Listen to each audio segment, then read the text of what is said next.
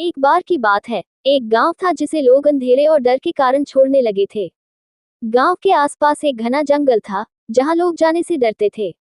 कहते थे कि उस जंगल में एक चुड़ैल निवास करती थी, जो रात को लोगों को अपने जाल में फंसाने के लिए निकलती थी। गांव में एक साहसी लड़का था जिसका नाम राजू था। वह अपनी जिज्ञासा के कारण जंगल में जाने का निश्चय करता है। राजू ने अपने दोस्तों से कहा कि वह जंगल की सच्चाई जानकर वापस आएगा। उसके दोस्तों ने उसे डराया और उससे कहा कि जंगल में जाने से उसका कभी वापस लौटना नहीं होगा, लेकिन राजू ने उनकी बातों पर ध्यान नहीं दिया। एक रात राजू जंगल में गया। रात का अंधेरा छा चुका था। उसने चलते चलते बहुत सारी अजीब आवाजें सुनी, जैसे बच्चों की हंसी, सिसकियां और फुसफुसाहटें। वो थोड़ी घबराया लेकिन हिम्मत जुटाकर आगे बढ़ा। थोड़ी देर चलने के बाद उसे एक पुरानी झोपड़ी दिखाई दी। झोपड़ी से रात को सुनाई देने वाली अजीब आवाजें आ रही थीं। राजू ने झोपड़ी के दरवाजे को धीरे धीरे खोला।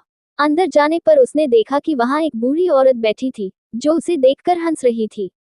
उसने राजू से कहा, तुम यहाँ क्यों आए हो, मेरे प्यारे बच्चे? राजू ने हिम्मत बांधकर कहा, मैं जानना चाहता था कि इस जंगल में तुम्हारी सच्चाई क्या है। बूढ़ी औरत ने मुस्कुराते हुए कहा, मैं कोई चुड़ैल नहीं हूँ, बल्कि इस जंगल की रक्षक हूँ। मुझे तुम जैसे साहसी बच्चों की जरूरत है, जो इस जंगल की रक्षा कर सकें।